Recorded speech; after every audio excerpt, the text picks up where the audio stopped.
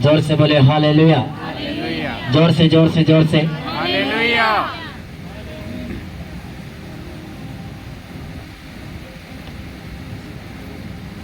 आज वचन ज्यादा है तो नोट कर लेना। कौन है?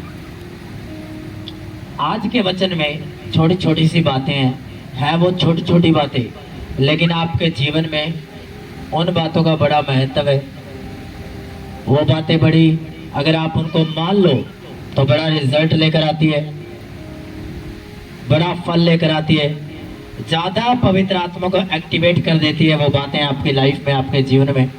अगर पवित्र आत्मा कम आपकी लाइफ में काम कर रहा है तो बहुत से कारण हो सकते हैं। अगर ये बातें आपने मान ली और इन पर चलना स्टार्ट कर दिया तो पवित्र आत्मा एक अच्छे तरीके से, एक अच्छे रूप में, एक स्पीड से आपकी लाइफ में काम करना शुरू कर देगा। आमीन आमीन हालेलुया। नोट करने वाले पहले नोट कर लेंगे। मत्ती 18 की 35 आयत, मत्ती 25 की 35 से 43 आयत, मत्ती 6 की 12 आयत, मत्ती 4 उसकी 8 से 9 आयत, मत्ती 5 उसकी 43 से 47 आयत, और यूहन्ना 17 अध्याय पूरा, मत्ती 1 और उसकी 19 आयत। हालेलुया। फिर से मैं बोलता हूं आपके लिए, आप नोट कर लेना जो रह गए हैं। मत्ती 18 उसकी 35 आयत, मत्ती 25 उसकी 35 से 43 आयत, मत्ती 6 उसकी 12 आयत, मत्ती 4 उसकी 8 से 9 आयत, मत्ती 5 उसकी 43 से 47 आयत, यूहन्ना 17 अध्याय पूरा, मत्ती 1 उसकी 19 आयत। हालेलुया।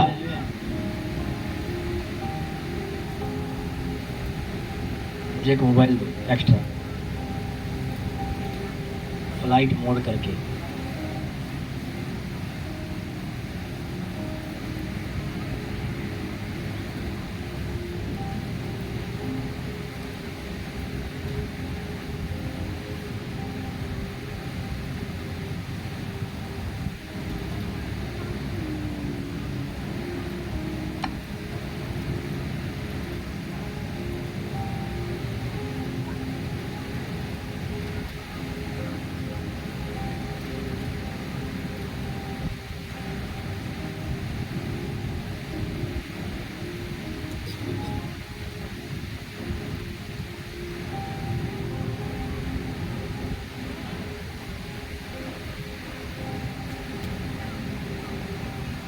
सब जन निकालेंगे मत्ती 5,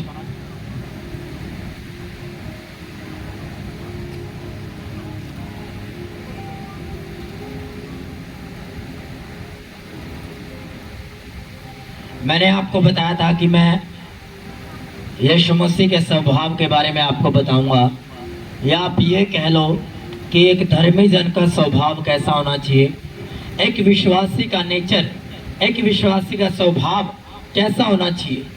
हालेलुया। उसमें मैं जीसस की कुछ बातें बताऊंगा, यीशु मसीह के कुछ वचनों से आपको बताऊंगा। सेम वैसा ही आपका स्वभाव होना चाहिए। हालेलुया।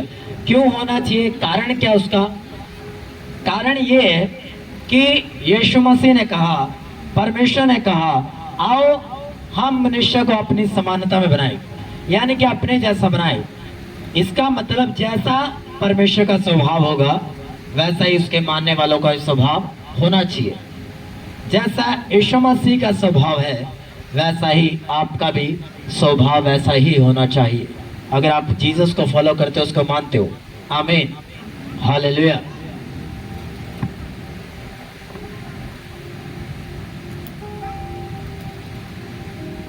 आज ये शायद मेज किसी ने साफ नहीं किया,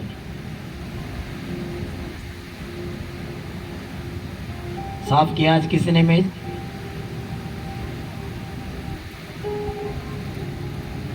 किया है किसी ने भी साफ आज? अगर किया होता यहाँ कीड़ियों का ढेर ना लगा होता।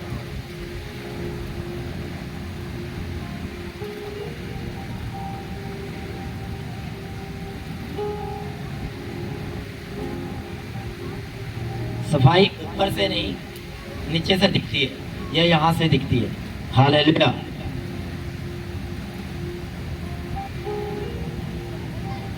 जो पहला पॉइंट है नेचर का, यीशु मसीह का स्वभाव या धर्मी जन का स्वभाव कैसा होना चाहिए। जो पहला पॉइंट है वो प्रेम करना। हालेलुया। आप बताओ भी, जब टाइम था तब तो गया नहीं। पहला पॉइंट है प्रेम करना। मत्ती 5 उसकी 43 से 47 आयत।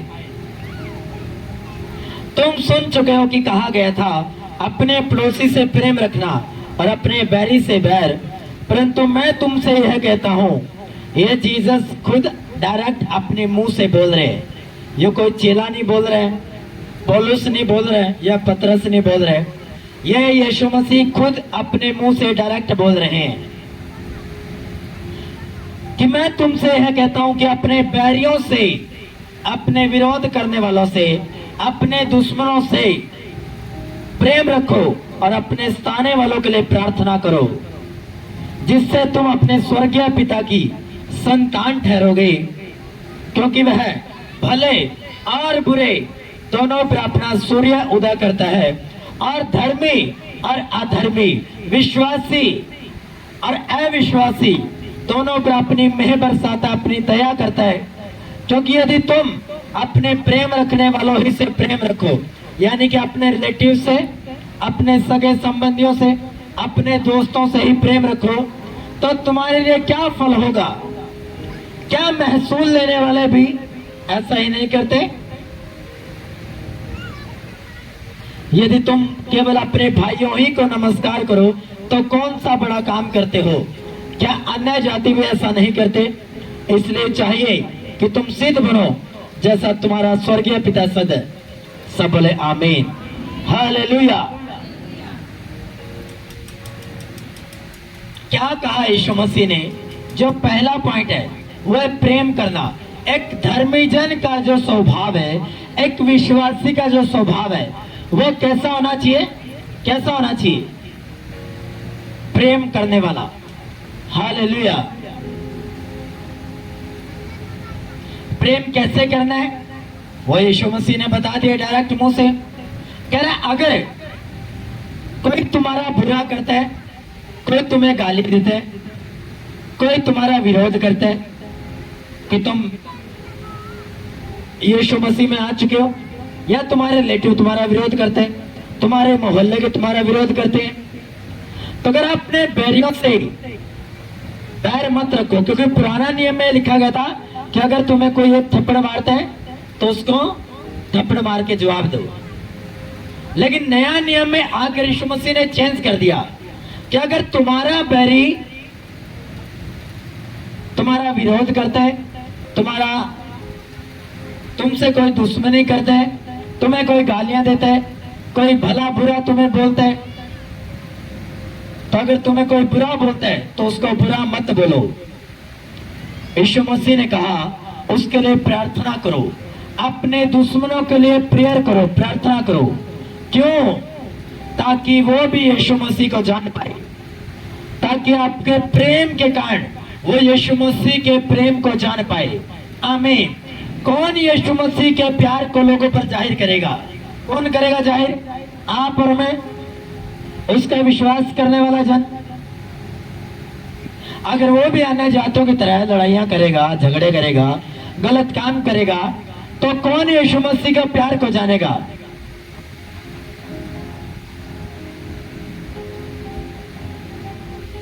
हालेलुया।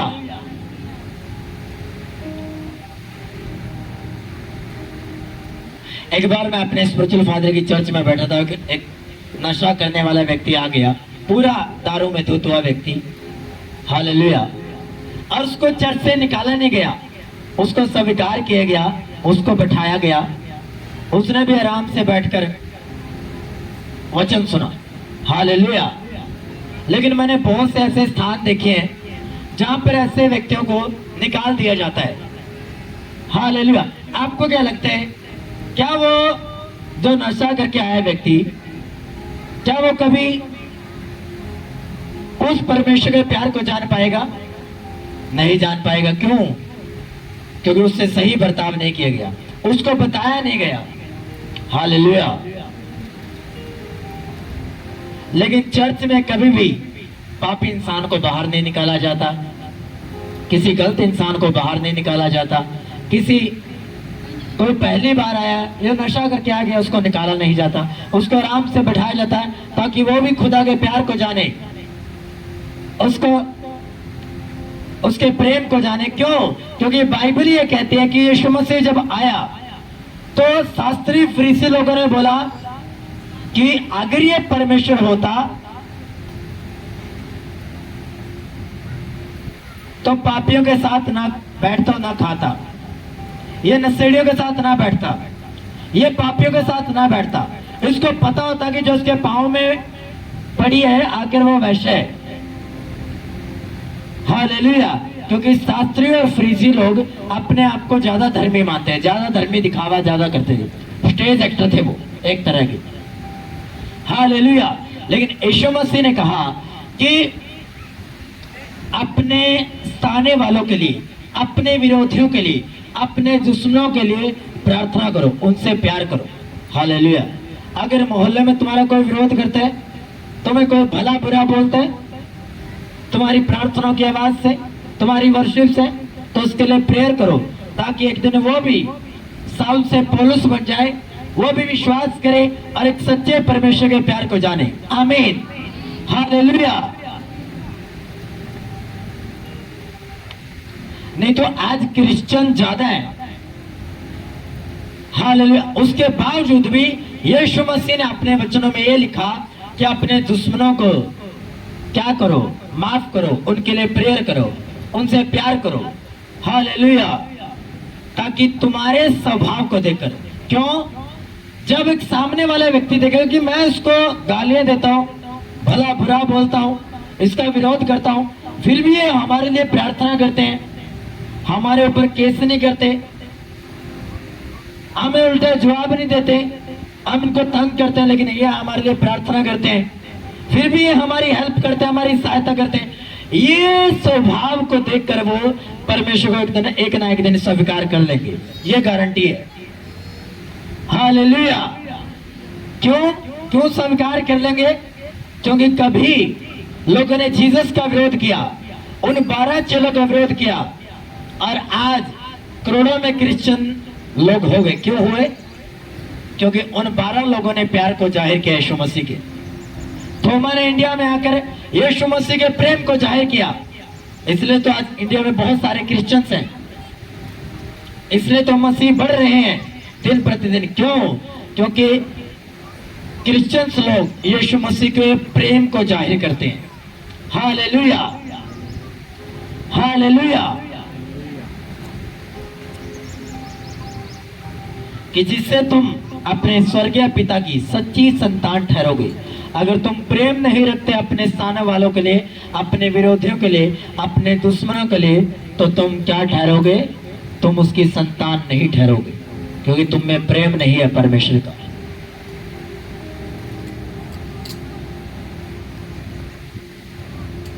इसलिए पहला पॉइंट ये है कि आप एक प्रेम करने वाले व्यक्ति होने चाहिए हर एक इंसान से, चाहे वो अपने, चाहे वो अविश्वासी है, चाहे वो अनजान क्यों ना हो। हालेलुया। आप उस पर दया दिखाए, अगर आप दिखा सकते हो तो, अगर आपकी योग्यता इतनी आप दया कर सकते तो आप करो दया, ये प्रेम का एक हिस्सा है। आमीन। हालेलुया। सेकंड पॉइंट है क्षमा करना,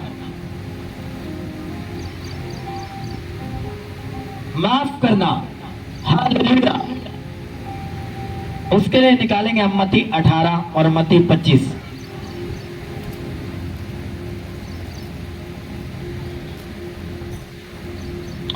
इसी प्रकार यदि तुम में से हर एक अपने भाई को मन से क्षमा न करेगा तो मेरा पिता जो स्वर्ग में है तुमसे वैसा ही करेगा। मन का मतलब कि मान लो किसी भाई ने आपका गलत काम कर दिया, कुछ भी आपका काम बिगाड़ दिया, आपको गाली दे दी, आपको कुछ बुरे शब्द बोल दिए, आपकी चुगली कर दी, आपकी निंदा कर दी उसने, हालेलुया। अब उसके लिए आप अपने मन में खेद लेकर बैठे हो, अपने मन में नफरत लेकर बैठे हो। अगर इस कंडीशन में एक विश्वासी व्यक्ति जी रहा है तो वह विश्वासी कभी भी परमेश्वर की संतान नहीं ठहरता, और ना ही परमेश्वर और पवित्र आत्मा संपूर्ण तरीके से उसके जीवन में काम कर सकता है। क्यों? क्योंकि वो अपने मन से उस व्यक्ति को क्षमा नहीं कर पा रहा है। हालेलुया। उसने माफी भी मांग ली उस व्यक्ति ने, लेकिन फिर भी आप उसको क्षमा नहीं कर पा रहे हो। इसका मतलब आपको अपने मन से छुटकारा लेने की जरूरत है। आपको प्रार्थना करने की जरूरत है कि प्रभु मुझे हियाव दे, मेरे मन को शुद्ध कर, पवित्र कर, अच्छा कर, ताकि मैं अपने मन से भी इस व्यक्ति को माफ कर पाऊं। हालेलुया।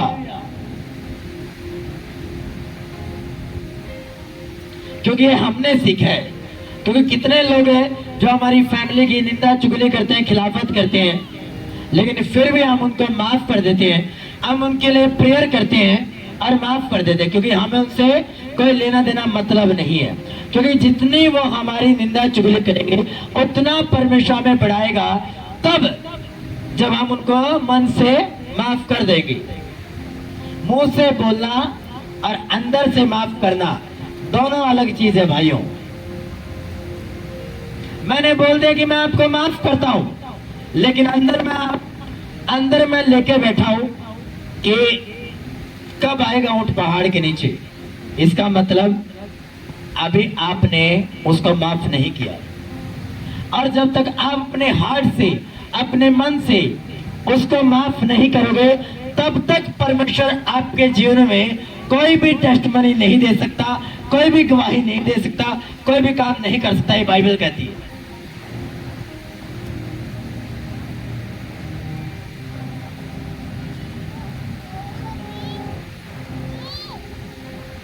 क्यों?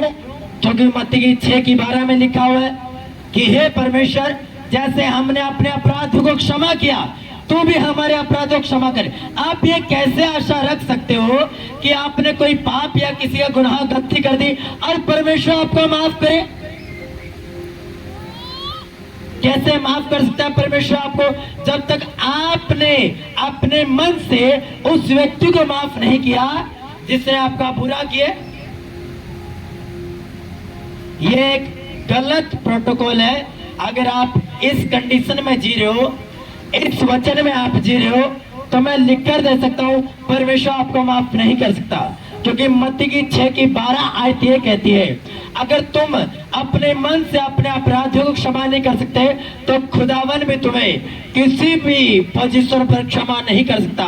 चाहे तुम 40 रोजे रख लो, तुम घुटनों पे आके प्रेयर कर लो, तुम 10 पास्टरों से हाथ रखवा लो, तुम्हारा कुछ नहीं हो सकता। क्यों?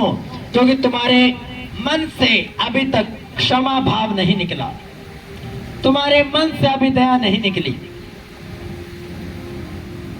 बाइबल कहती है साउल जो राजा हुआ, उसने दाऊद का बड़ा बुरा किया, दाऊद को आगे भगा दिया, दाऊद पर भाले चलाए।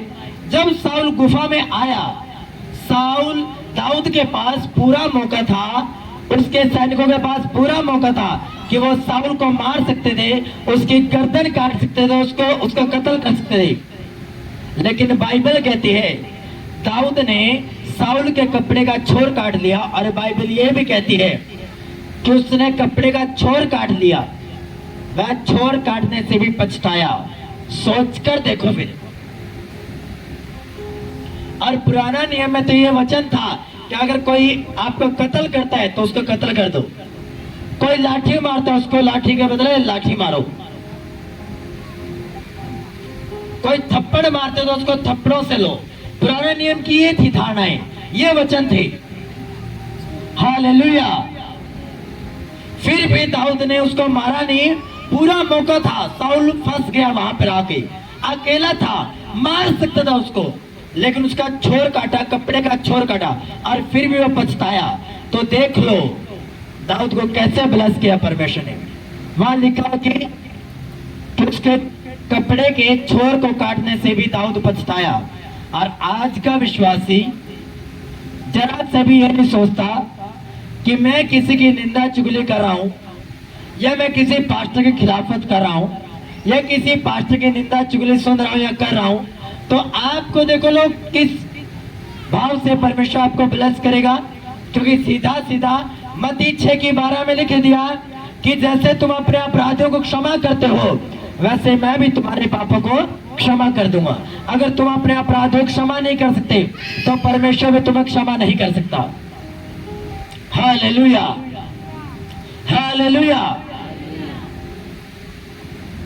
कह रहा तुम में से हर एक अपने भाई को मन से क्षमा न करेगा, तो मेरा पिता जो स्वर्ग में है तुमसे वैसा ही करेगा। ये वचन और मत्ती 6:12 एक समान है।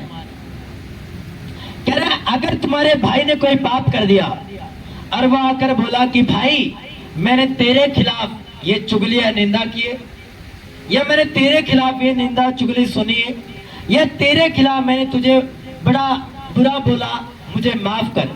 अगर वो इस भाव से आता है और आपसे क्षमा प्राप्ति करता है, और आपसे क्षमा प्राप्ति की निवेदन करता है, प्रार्थना करता है, आपसे माफी मांगता है, तो मैं आपको बोलता हूँ, ये वचन बोल रहा है आपको, आप उसको माफ कर दो। मन से माफ करके और आगे निकल जाओ।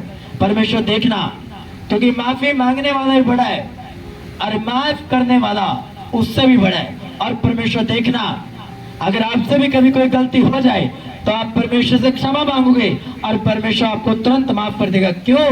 क्योंकि आपने भी अपने अपराधियों को कभी क्षमा किया था। क्योंकि जैसा तुम बोओगे वैसा ही काटोगे। आमीन। तुमने दया बोई, तुम दया काटोगे। तुमने माफी बोई, माफी काटोगे। तुमने क्षमा करना बोया, तुम क्षमा करना काटोगे परमेश्वर से। आमीन। तुम जैसा दूसरों के साथ करते हो वैसा ही परमेश्वर तुम्हारे साथ कर देगा। इसमें कोई शक नहीं है, कोई दोहराई नहीं है बात में। आमीन, हालेलुया। इसलिए इस बात का हमेशा ध्यान रखें, अगर किसी ने आपके विरुद्ध कोई पाप कर दिया, कोई गलती कर दी, अगर वो आकर आपसे माफी मांग ले तो उसको बिना सोच विचार किए उसको माफ कर देना। क्योंकि जो स्वर्ग में एक पिता बैठे है, उसके राज्य में आपके लिए एक बड़ा फल है, धरती पर भी और स्वर्ग में भी।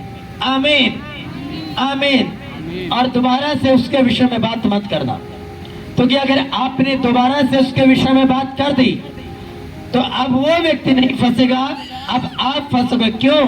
क्योंकि उसने तो माफी मांग कर वो तो साइड हो गया और आपने माफ कर दिया, लेकिन दोबारा आपने उसकी बात उठा ली, तो इसका मतलब क्या होगा?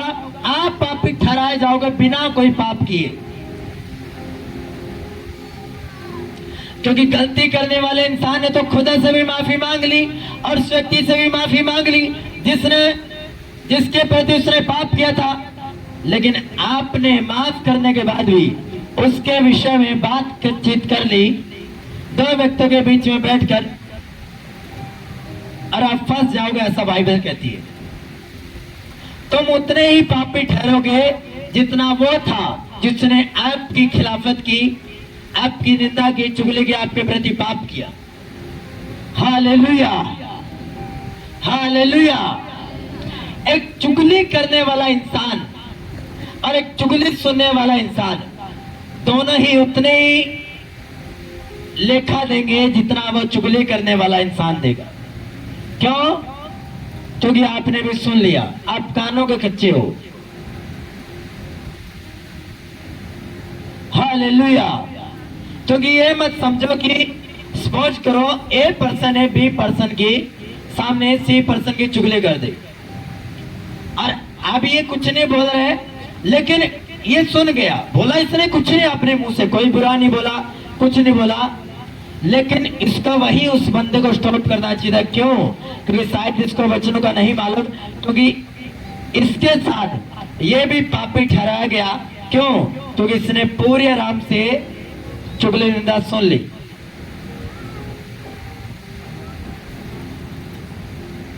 और इन्हीं छोटे छोटे स्टेप में एक विश्वासी बंदा ठोकर खाता है।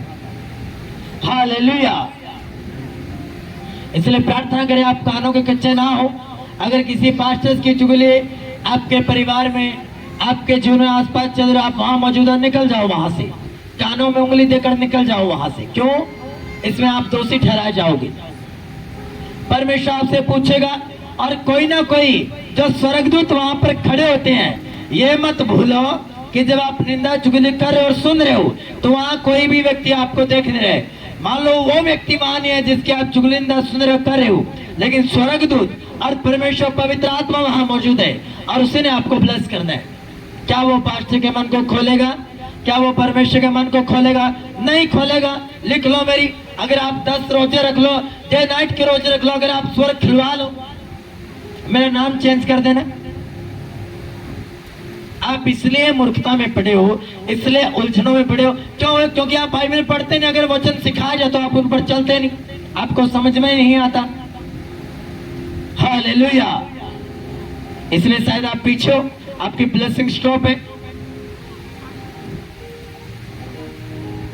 हालेलुया।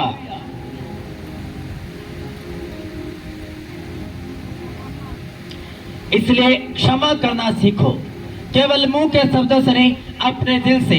अगर कोई आपकी निंदा चुगली करता है और आपको मालूम चल जाता, डोंट वरी, प्रभु पे छोड़ दो। क्योंकि जितना लोग आपकी निंदा चुगली करेंगे, मैं आपको लिख कर देता हूं, परमेश्वर उतना आपको बढ़ाता जाएगा और वो नफरत में मरते जाएंगे, आपकी निंदा चुगली में खत्म होते जाएंगे, वो डाउन होते जाएंगे और मेरा परमेश्वर आपको ऊंचा करता जाएगा। आमीन। हालेलुया। मैं लिख कर देता हूं आपको, अगर कोई आपकी काट करता है, कोई आपकी निंदा करता है, आपको बुराई करता है और आपको मालूम चल जाता है, आप जस्ट खुदावन के सामने जाओ, उनको माफ कर दो और आगे बढ़ जाओ। प्रभु आपके लिए स्क्रिप्ट लिख रहा होगा, आपके लिए लिख रहा होगा, आपको आगे बढ़ाने की, और उनके बारे में लिख रहा होगा उनको डाउन करने की। हालेलुया। और ये एक सच्ची बात है। हालेलुया। टेंशन मत लो, चिंता मत करो कि कोई आपकी चुगली खा रहा है, कोई निंदा कर रहा है, कोई बुरा बोल रहा है, किसी ने विरोध कर दिया आपका, क्या आप सुसमाचार देने गए? आपने वचन सुनाया। हालेलुया।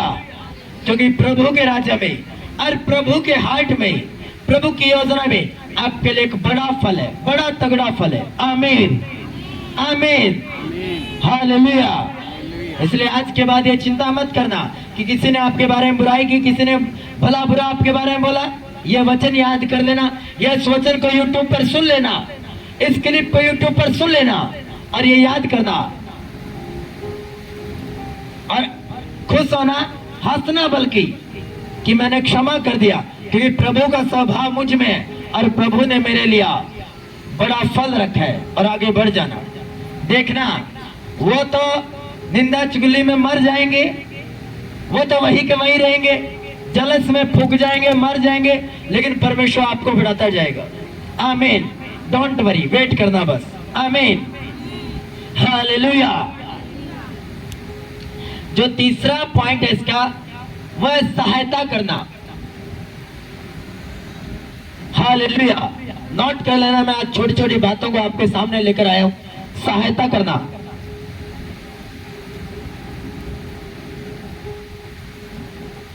सब जन निकालेंगे मत्ती 25।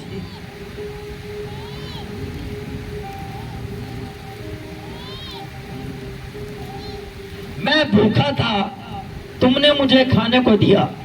मैं प्यासा था, तुमने मुझे पानी पिलाया। मैं परदेसी था, तुमने मुझे अपने घर में ठहराया। मैं नंगा था, तुमने मुझे कपड़े पहनाए। मैं बीमार था, तुमने मेरी सुधि ली। मैं बंदीगृह में था और तुम मुझसे मिलने आए। पूरी चर्च बोले आमीन। ये बड़े ध्यान से सुना, बड़ा गहरा वचन है, इतना गहरा। अगर इसको, इस अकेले वचन को आपने फॉलो कर लिया, आपके, मैं कहता हूं आपके 50% से अधिक आपकी प्रॉब्लम्स, आपके केस सॉल्व हो जाएंगे। आमीन। अकेले इन वचनों को फॉलो करने से। आमीन।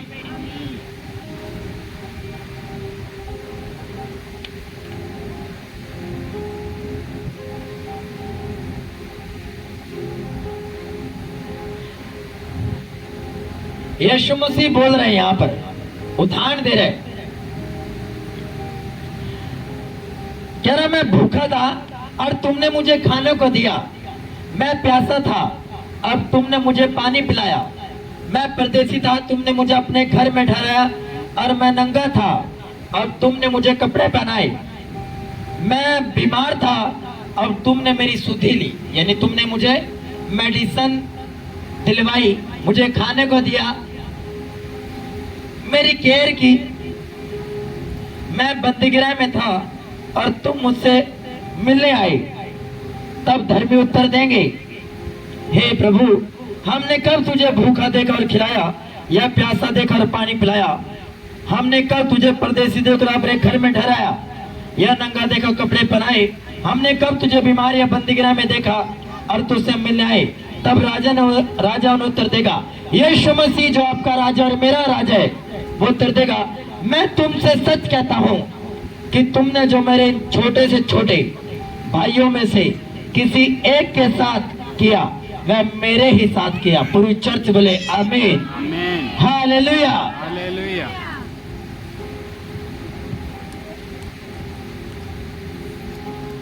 एक बार मैं किसी फास्ट फूड की ऐसे रेडी पर गया, मैं आज से कुछ महीने पहले की बात है, मैं मेरा दोस्त गए, हालेलुया। वो बोला कि चलो चलते हैं, मैंने कहा चलो चलते हैं, रास्ते मिल गया। वहां जाके हमने सिर्फ एक बर्गर का ऑर्डर दिया, हालेलुया, क्योंकि मैंने नहीं खाना था, हालेलुया। वहां पर एक ऐसे ही 55-60 साल की औरत होगी, वहां बैठी, नीचे बैठी वो। वहां पर एक दो विश्वासी और भी खड़े थे, जान पहचान के, जो अच्छे पैसे वाले थे, अच्छे का मतलब बड़े अच्छे, कि जो हर रोज हजारों की सेल करते हो, वो वाले विश्वासी, हजारों की, 2-3 हजार की नहीं, कम से कम 8-10 हजार की सेल करते हो, ऐसे विश्वासी, हालेलुया। बस नाम नहीं बताऊंगा क्या बिजनेस करते हैं, हालेलुया। और जब मैंने उसको पूछा कि माता जी कुछ खाना है, वो पैसे मांगने लगे, मगर पैसे नहीं दूंगा, आप खाने को बोलो। उन्होंने कहा मुझे भी ये खाने को चाहिए। मैंने उस भाई को बोला, मैंने कहा एक और कर दे, उसने बोला आपने भी खाना, मैंने कहा नहीं इसको दे देना। और बड़े शर्म की बात है कि एक ऐसा विश्वासी वहां खड़ा है जो हजारों में पैसे कमाता है और एक 20 रुपए की बर्गर नहीं खिला पाया उसको, है कि नहीं? शर्म की बात है कि नहीं? शर्म की बात है। सेम ऑन दीज क्रिश्चियन, ऐसे क्रिश्चियंस लोगों पर सेम है, शर्म है ऐसे क्रिश्चियन लोगों पर, शर्म की बात है कि एक 20 रुपए की तुम वहां पर खड़े हो, तुमने 60-80 रुपए फूंक दिए और तुमने एक भिखारी पर 20 रुपए खर्च नहीं किए, जो आपसे, जिसने हाथ फैला दिए, जिसने आपसे कहकर ही ले लिया, तो क्या 20 रुपए की बर्गर में तुम गरीब हो जाते? हालेलुया। क्या लिखा हुआ है? मैं भूखा था, तुमने मुझे खाने को दिया। इस बात का यीशु मसीह से कभी ना कभी पूछेगा जब वो लेखा लेने पर आएगा कि एक दिन मैं बैठा था बर्गर की रेडी के पास और मैंने तुमसे मांगा और तुमने मुझे खाने को नहीं दिया, तो जा भाई साहब, तू भेड़ दे तो बकरी जा, नरक की तरफ जा। पढ़ लो, ये पूरा चैप्टर पढ़ना, ये मत्ती 25 पूरा चैप्टर पढ़ लेना, आपको डर लगेगा। फिर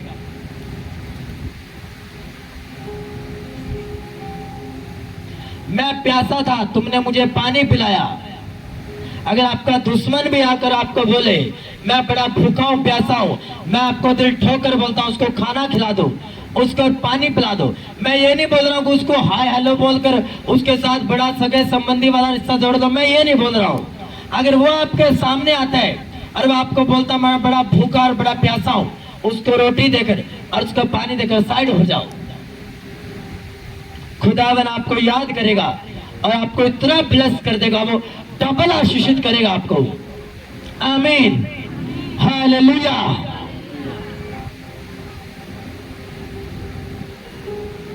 कह रहा ऐसा करने से तो अपने दुश्मनों पर अंगारे रखेगा और उनको बड़ी लज्जा महसूस होगी कि देखो मैंने इनका बुरा किया था और इन्होंने मेरी सहायता की। क्योंकि यीशु मसीह भी ऐसे ही सहायता करते थे, वो अपने विरोधियों को भी सहायता करते थे। एक सूबेदार सूबेदार, 100 सैनिकों का सरदार, उसके बेटे तक को उसने चंगा कर दिया, उसके परिवार को उसने चंगा कर दिया। वो सैनिक जो उसको पकड़ने के लिए आया, उसका कान काट दिया उसके चेले ने, और यीशु मसीह ने उसका कान उठाया और उसका कान चंगा कर दिया। क्यों? सहायता करना किसी भी रूप में। हालेलुया।